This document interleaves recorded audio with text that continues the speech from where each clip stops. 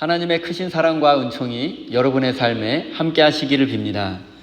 오늘은 바로 당신이 그 사람입니다 라는 제목으로 함께 하나님의 말씀을 나누겠습니다.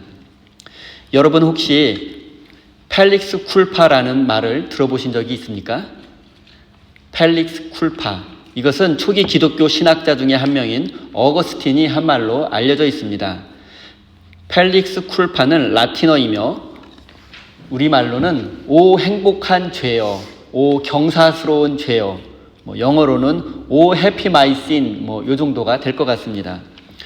또한 중세 기독교 신학을 집대성한 토마스 아퀴나스는 다음과 같이 말하기도 했습니다. 펠릭스 쿨파, 오 나의 복된 죄여, 너로 말미암아 우리가 위대한 구세주를 얻을 수 있게 되었도다. 그러니까 펠릭스 쿨파는 죄 자체가 옳다거나 좋은 것이라는 뜻이 아니라 죄로 인해서 하나님 앞에 나아가 구원을 받을 수 있게 되었으니 그 죄가 참 감사하다는 뜻입니다. 매우 역설적인 표현입니다. 죄는 본질적으로 하나님과 우리 사이를 갈라놓는 매우 끔찍한 것입니다. 하지만 죄를 깨닫고 회개하면 우리는 다시 하나님 앞에 나아갈 수 있게 됩니다. 사도 바울은 죄가 더한 곳에 은혜가 더욱 넘쳤다라는 말을 하기도 했습니다. 이것은 죄를 깨달은 사람이 회개를 통해서 하나님의 큰 은혜를 받게 되었음을 의미합니다. 저는 오늘 본문 말씀을 묵상하면서 펠릭스 쿨파라는 이 말이 떠올랐습니다. 오늘 본문 말씀에는 나단 선지자가 다윗의 죄를 꾸짖는 내용과 다윗이 회개하는 내용이 기록되어 있습니다. 비록 다윗이 끔찍한 죄를 지었지만 그는 자신의 죄를 인정하고 회개했습니다. 다윗이 죄를 지었다는 사실에는 변함이 없지만 그는 그 죄를 통해서 다시 하나님 앞에 나아갈 수 있게 되었습니다. 이것이 바로 펠릭스 쿨파, 오 나의 복된 죄여 라는 뜻이라고 생각합니다. 사랑하는 성도 여러분, 기독교적인 관점에서 볼 때 이 세상에 죄가 없는 사람은 없습니다. 하나님 앞에 흠이 없는 완벽한 사람은 존재하지 않습니다. 우리는 누구나 반복해서 죄를 짓고 살아갑니다. 정도의 차이가 있을 뿐입니다. 중요한 것은 죄를 숨기지 않고 인정하는 것입니다.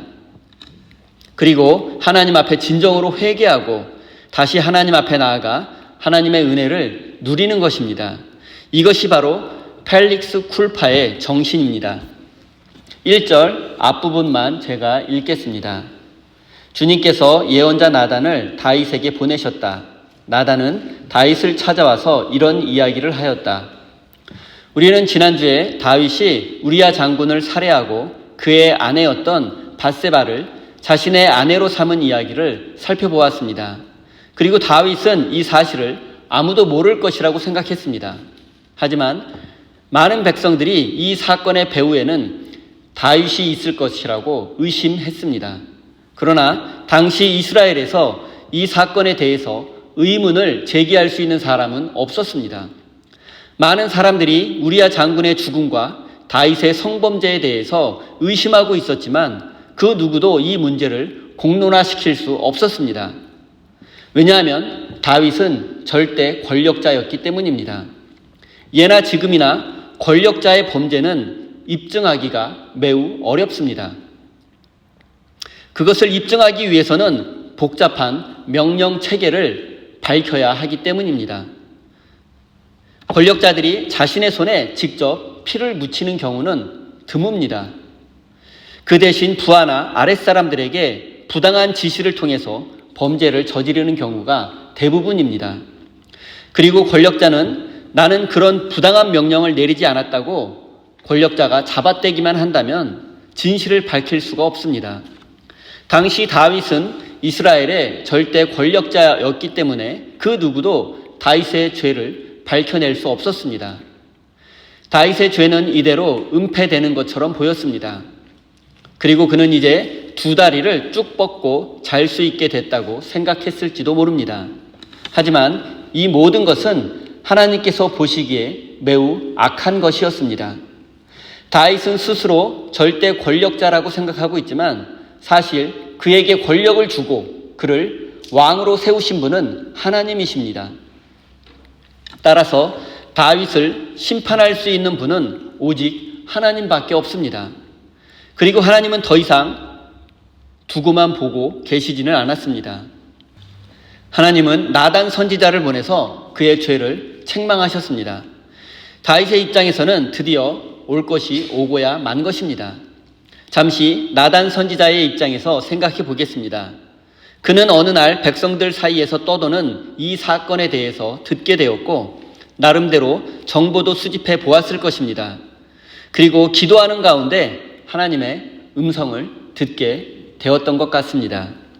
하나님은 나단 선지자에게 다윗에게로 가서 하나님의 심판의 메시지를 전하라고 하셨습니다. 그러나 나단에게 이것은 결코 쉬운 일이 아니었습니다. 아니, 목숨을 걸어야 할 만큼 매우 위험한 일이었습니다.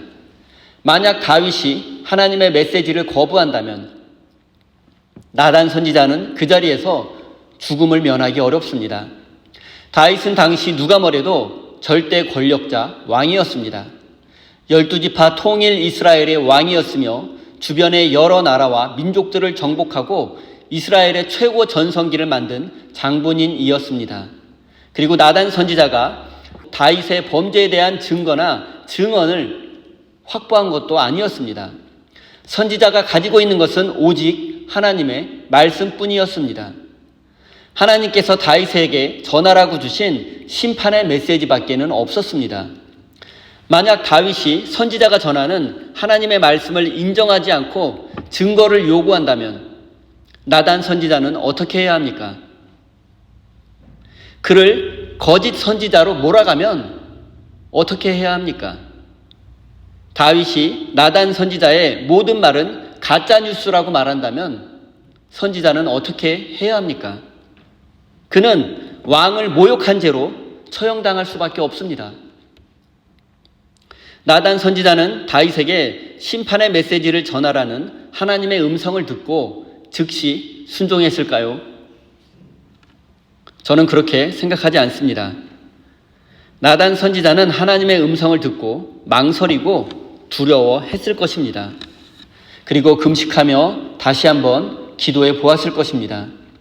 그래도 하나님의 뜻이 확고함을 깨달은 선지자는 가족에게 작별 인사를 전하고 죽으면 죽으리라라는 마음으로 왕궁으로 갔을 것입니다. 사랑하는 성도 여러분, 때로 하나님께서 우리에게 원하시는 것은 어렵고 힘든 것일 수도 있습니다. 때로는 많은 것을 희생하고 헌신해야 하는 경우도 있습니다. 사랑하는 성도 여러분, 만약 여러분이 나단 선지자라면 하나님의 메시지를 왕에게 전하고 순종하실 수 있으시겠습니까? 부름받아 나서니 몸 어디든지 가오리다. 이 마음으로 절대 권력자에게 어떤 메시지라도 전하실 수 있으십니까? 사랑하는 성도 여러분, 이 세상에 정의와 평화가 사라지고 악이 번영하고 민주주의와 인권이 후퇴하는 이유가 무엇이겠습니까? 자기의 이익을, 집단의 이익을 관철하기 위해서 폭력을 사용하고 전쟁도 불사하는 이유가 무엇이겠습니까? 교회가 부패하고 타락하며 쇠퇴하는 이유는 또 무엇이겠습니까? 바로 우리가 이 시대에 나단 선지자가 되지 못했기 때문입니다. 하나님은 지금도 나단 선지자와 같은 사람을 찾고 계신다는 사실을 깨닫고 저와 여러분이 이 시대에 나단 선지자가 되어야 할 것입니다. 1절 말씀을 다시 읽겠습니다. 주님께서 예언자 나단을 다윗에게 보내셨다. 나단은 다윗을 찾아와서 이런 이야기를 하였다. 어떤 성읍에 두 사람이 살았습니다. 한 사람은 부유하였고 한 사람은 가난하였습니다. 나단 선지자는 참으로 지혜로운 사람이었습니다. 그는 왕의 죄를 직접 꾸짖고 책망하지 않았습니다. 그 대신에 어떤 이야기를 들려주었고 그 이야기를 통해서 다윗이 스스로 죄를 깨닫도록 했습니다. 나단 선지자가 다윗에게 들려준 이야기의 대강을 말씀드리겠습니다. 어떤 마을에 부자와 가난한 사람이 살았습니다. 부자에게는 양과 소가 아주 많았습니다. 하지만 가난한 사람에게는 어린 암양 한 마리가 재산의 전부였습니다. 그리고 그는 이 어린 양을 딸처럼 아끼고 사랑했습니다. 그런데 어느 날 부자의 집에 나그네가 찾아왔습니다. 그래서 그는 당시 관습에 따라 나그네를 대접하려고 했습니다. 하지만 부자는 자신의 소나 양을 잡아 나그네를 대접하는 것이 매우 아까웠습니다. 그래서 그는 가난한 사람의 어린 양을 빼앗아 나그네를 대접했습니다. 이 이야기의 내용을 조금 더 자세히 살펴보겠습니다. 고대 이스라엘에서 부의 척도는 부동산이 아니라 양과 소와 같은 가축이었습니다. 얼마나 많은 가축을 소유했는지가 부의 척도가 되었습니다. 그리고 이 이야기 속에서 가난한 사람은 어린 암양 한 마리가 전 재산이었으니 그가 얼마나 가난했는지를 알 수 있습니다. 그리고 그에게 그 어린 양 한 마리는 매우 특별했습니다. 그 양은 자신이 직접 돈을 주고 산 것이었습니다. 또한 그 양을 딸처럼 돌보며 정성스럽게 키웠습니다. 심지어 그 양은 가난한 사람의 아이들과 함께 자랐고 어린 양은 주인의 품에 안겨 잠들기도 했습니다. 그러니까 가난한 사람은 이 어린 양의 부모와 같은 존재였습니다. 하지만 부자에게는 정확히 몇 마리의 양과 소가 있었는지 알 수 없지만 그에게는 매우 많은 가축이 있었던 것 같습니다. 그리고 그것들은 모두 부모에게 물려받은 재산입니다. 자신의 힘과 노력으로 얻은 재산이 아니라 물려받은 것입니다. 그런데 어느 날 이 부자에게 한 나그네가 찾아왔습니다. 당시 고대 근동 지역에는 나그네를 환대하는 문화가 있었습니다. 생면부지 나그네일지라도 잠자리와 음식을 제공해 주는 것이 사회의 암묵적인 룰이었습니다. 따라서 나그네는 부자에게 환대를 기대했을 것입니다. 당시에는 강력한 중앙정부가 없어서 치안이 매우 불안했고 교통이나 숙박시설을 기대하기 어려운 곳이 많았습니다. 그래서 나그네는 누군가로부터 환대받지 못한다면 목적지까지 갈 수 없었을 뿐만 아니라 강도를 만날 수도 있고 목숨을 잃을 수도 있었습니다. 또한 내가 나그네를 환대하지 않는다면 반대로 내가 나그네가 되었을 때에도 환대받지 못할 것이라는 생각이 널리 퍼져 있었습니다. 그래서 당시 고대 근동 사회에서는 나그네를 환대하는 것이 공동체의 중요한 덕목이었습니다. 그리고 자신의 집으로 찾아온 나그네를 환대하는 것은 부자의 책임이었고 책임에는 항상 희생이 따르기 마련입니다. 당시 관습에 따르면 부자는 자신의 양 한 마리를 잡아서 나그네를 대접해야 했습니다. 하지만 그는 자신의 양, 즉 자신의 재산, 돈이 너무나 아까웠습니다. 그래서 가난한 사람의 양을 빼앗아 그 나그네를 대접했던 것입니다. 우리가 이 이야기 속에서 깨달아야 할 사실이 있습니다. 그것은 나그네를 대접하면서 가까운 이웃을 외면해서는 안 된다는 사실입니다. 이 이야기 속의 부자는 나그네에게 양고기와 숙소를 제공하며 환대했습니다. 하지만 같은 마을에 살고 있던 가난한 사람의 어린 양을 빼앗았습니다. 나그네도 도움이 필요한 사람이고 가난한 사람도 모두 도움이 필요한 존재였습니다. 그런데 부자는 나그네를 도우면서도 가까운 이웃인 가난한 사람은 돕지 않았습니다. 돕지 않았을 뿐만 아니라 그의 전 재산을 약탈했습니다. 이것은 모순입니다. 그리고 이런 모순은 오늘날 우리에게도 반복되어 일어나고 있습니다. 오늘날 많은 그리스도인들이 한 번도 본 적이 없는 제3세계의 어려운 사람들을 위해서는 선교 헌금도 하고 지구 반대편에 있는 사람을 돕기도 합니다. 하지만 나의 가까이 살고 있는 이웃과 우리 교회 성도들을 돕는 일에는 인색한 경우가 많습니다. 지구 반대편에 있는 사람은 사랑하지만 나의 가까운 이웃, 그 사람이 나와 조금이라도 불편한 관계이면 그에게 도움이 필요한 것을 뻔히 알면서도 그를 돕지 않습니다. 지구 반대편에 있는 사람은 도우면서 가까운 이웃은 돕지 않는 것. 여러분, 이것은 정말 모순이 아닙니까? 직원들의 월급과 복지에는 인색한 사장님, 그리고 안전 비용을 아껴서 위험을 강요하는 고용주. 만약 이 사람이 교회에 헌금을 하고 지역 사회를 위해서 봉사한다면 이것이야말로 모순이 아니겠습니까? 사랑하는 성도 여러분, 나그네를 환대하는 것과 가까운 이웃을 돕는 것은 둘 중에 하나를 선택해야 하는 것이 아니라 우리의 힘이 닿는 범위 내에서 최선을 다해야 하는 것입니다. 둘 중에 하나를 희생시켜 나머지 하나를 돕는다면 그것은 모순이고 위선이며 하나님 앞에 인정받을 수 없다는 사실을 기억하십시오. 이제 다윗이 나단 선지자의 이야기를 전부 듣고 난 후에 어떻게 반응했는지를 살펴보겠습니다.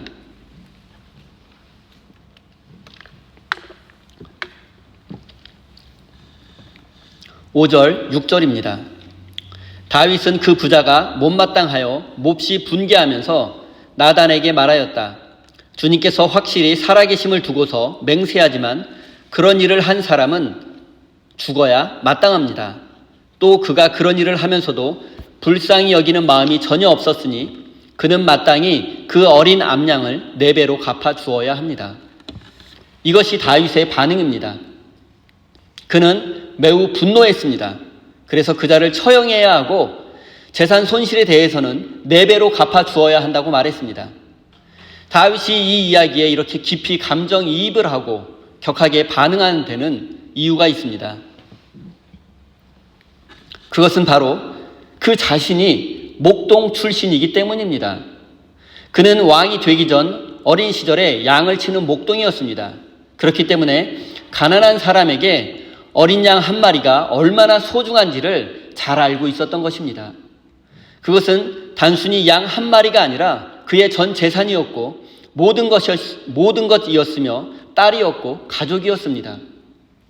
또한 우리는 다윗의 이 분노를 통해서 그에게 옳고 그름을 분별할 수 있는 지혜가 있는 것과 힘없는 사람의 아픔에 공감하는 능력을 가지고 있음을 알 수 있습니다.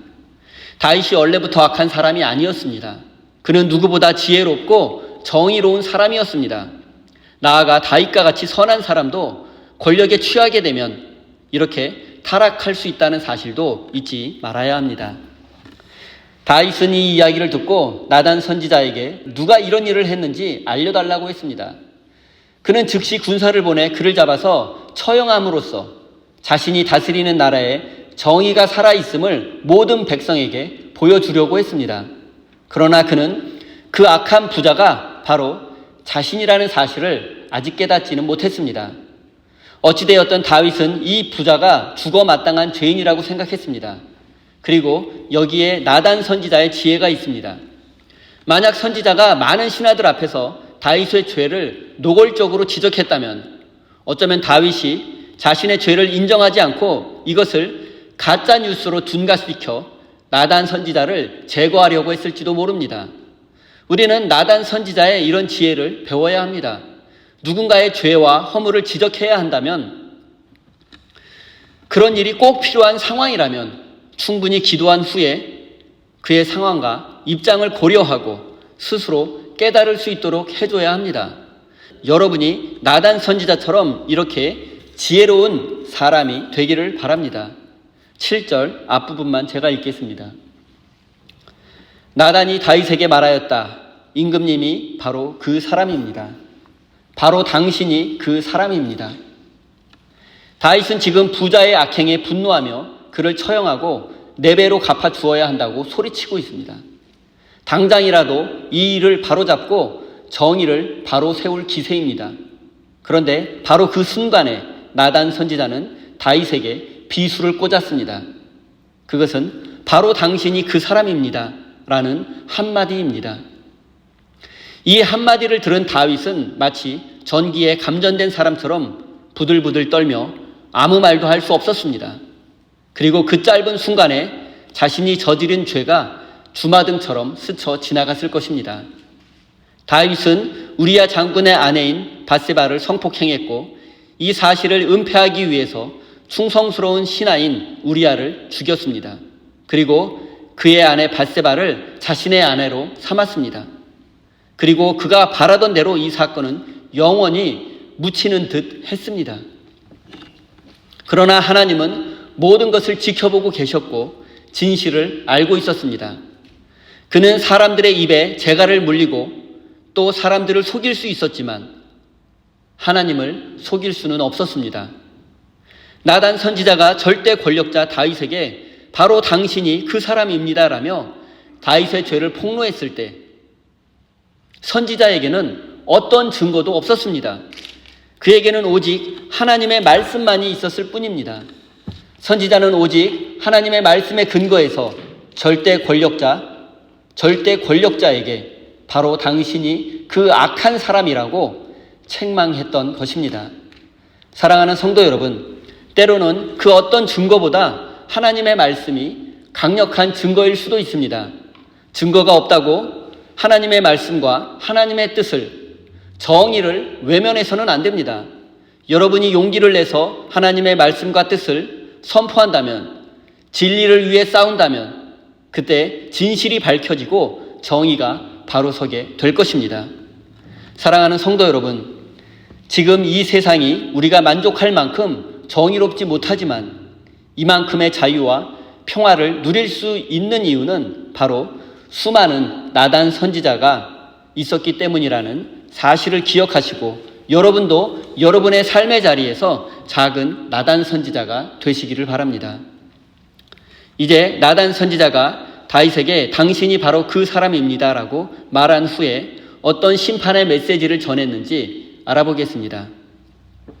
선지자는 먼저 하나님께서 다윗에게 얼마나 큰 축복을 베푸셨는지 알려주었습니다. 하나님은 다윗이 골리앗을 쓰러뜨리게 하셨고 사울의 위협으로부터 구원하셨고 이스라엘의 왕이 되게 하셨습니다. 그리고 수많은 전쟁과 전투에서 승리를 주셨습니다. 그리고 하나님은 다윗에게 더 필요한 것이 있었다면 그것까지 주셨을 것입니다. 그러나 그는 이렇게 많은 은혜를 받았음에도 백성들의 것을 빼앗는 자가 되고 말았습니다. 선지자는 계속해서 하나님의 심판 메시지를 선포했습니다. 다윗의 집안에서 칼부림이 영원히 떠나지 않을 것이고 밧세바가 당한 것처럼 다윗의 아내들도 백주대낮에 욕을 보게 될 것이라고 말했습니다. 심지어 이 일은 모든 백성이 지켜보는 가운데 일어날 것입니다. 그리고 하나님의 이 심판의 예언은 모두 현실이 되었습니다. 다윗의 집안에서 권력 투쟁으로 아들들 사이에서 칼부림이 반복되었습니다. 큰아들 암논이 죽었고 반역을 일으킨 압살롬도 죽었으며 솔로몬은 아도니아를 죽였습니다. 또한 반역을 일으켰던 압살롬은 아버지 다윗의 후궁 10명을 백주대낮에 백성들 앞에서 성폭행했습니다. 그리고 아이러니하게도 압살롬에게 다윗의 후궁을 성폭행하라고 제안한 사람이 바로 밧세바의 할아버지였던 아히도벨이었습니다. 다윗은 은밀한 가운데 범죄했지만 하나님의 심판은 모든 백성들이 볼 수 있도록 공개적으로 이루어졌습니다. 결과적으로 나단 선지자가 선포한 하나님의 심판은 모두 현실이 되었습니다. 다윗이 비록 진심으로 회개하고 하나님께 용서받았지만 그 죄에 대한 책임을 져야 했고 죄의 결과를 받아들여야 했습니다.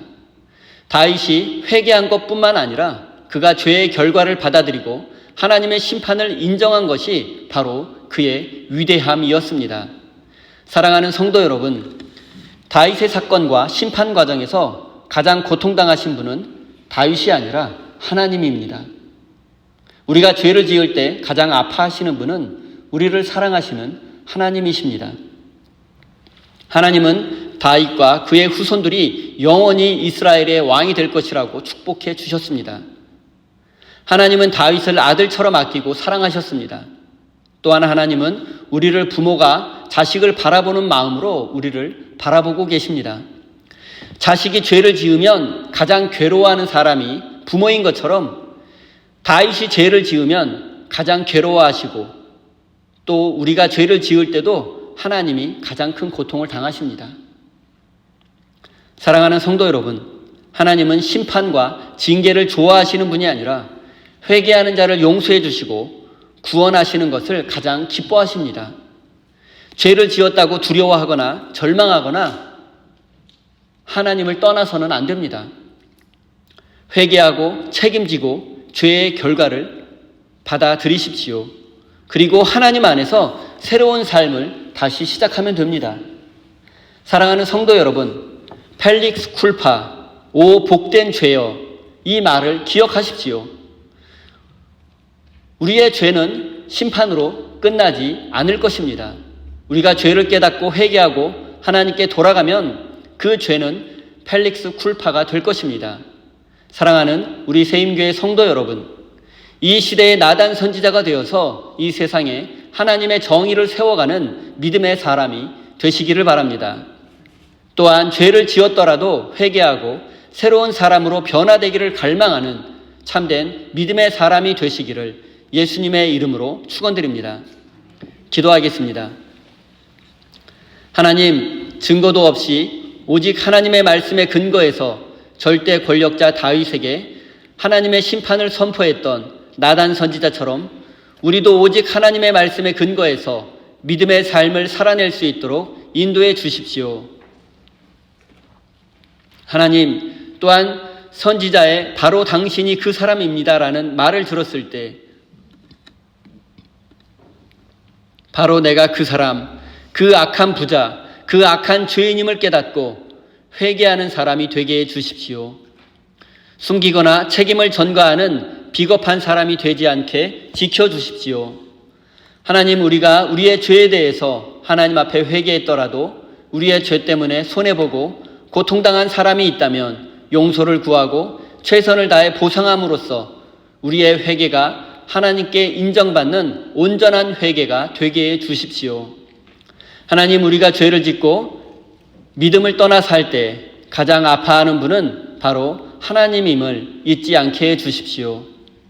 하나님을 아프게 하는 자가 아니라 이 땅에 하나님의 나라를 이루어가는 복된 인생이 되게 해 주십시오. 사랑의 하나님, 우리 세임교회 성도들이 감사와 기쁨의 마음으로 귀한 예물을 올려드립니다. 이 예물을 기쁘게 받아주시고 저들의 삶에 하나님의 평화가 가득하게 해주십시오. 또한 이 예물에 담겨있는 저들의 땀과 눈물까지도 받아주시고 뿌린 것보다 풍성한 열매를 거둘 수 있도록 축복해 주십시오. 하나님, 우리 세임교회 성도들이 경제적인 문제로 어려움 당하지 않도록 지켜주시고 나누고 베풀고 섬기며 살 수 있도록 넉넉한 환경을 허락해 주십시오. 예수님의 이름으로 기도드립니다.